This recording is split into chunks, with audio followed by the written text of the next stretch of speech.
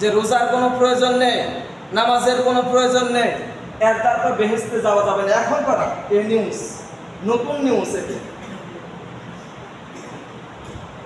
আল্লাহ সুবহানাহু ওয়া তাআলা সূরা মারিজের মধ্যে বললেন, ওয়াল্লাযীনা হুম আলা সালাতিহিম ইউহাফিযুন উলাইকা ফি জান্নাতিন মুকাররামুন। ওয়াল্লাযীনা হুম আলা সালাতিহিম, যারা নামাজের প্রতি যত্নবান হয়, নামাজকে খেয়াল খুশি অনুযায়ী মনোযোগ দিয়ে যারা শুনে নামাজ আদায় করে, আমি আল্লাহ সুবহানাহু ওয়া তাআলা প্রতিশ্রুতি দিতেছি, উলাইকা ফি জান্নাতিন মুকাররামুন, তারা জান্নাতের উঁচু জায়গায় থাকবে, মাকামে থাকবে। তাদেরকে আমি আল্লাহ সুবহানাহু ওয়া তাআলা সম্মান দেব, মর্যাদা দেব। পৃথিবীর মধ্যে যারা নামাজি আছে তাদেরকে আমি আল্লাহ সুবহানাহু ওয়া তাআলা 5টি কাজে আমি সম্মানিত করব।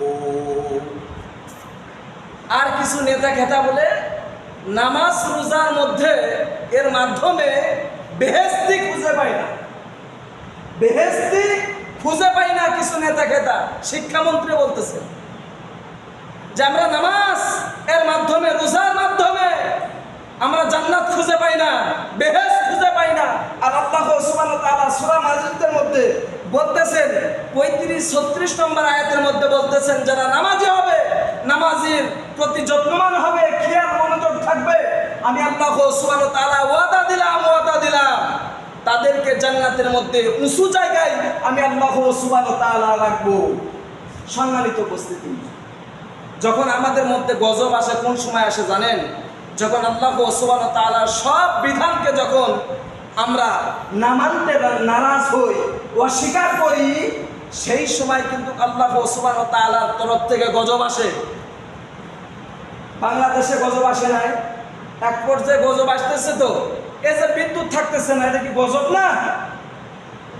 পেট্রোল পাম্পের তেল নেই। আজকে আমি রাজশাহী থেকে আসা পাককালে যে আমি দুর্ভোগের মধ্যে পড়েছি, সেই 5:44 আমি বের হয়েছি ফজরের নামাজ পড়ে, অথচ বাস স্ট্যান্ডে এসে গাড়ি নাই কোনো।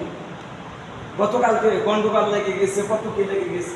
আজকে কোনো রকম বাড়াচ্ছে বা বাড়াচ্ছে না, ভয়ে বের হচ্ছে না, মানুষ আতঙ্কের মধ্যে আছে। এগুলি হচ্ছে আল্লাহ সুবহানাহু ওয়া তাআলার গজব। কেন?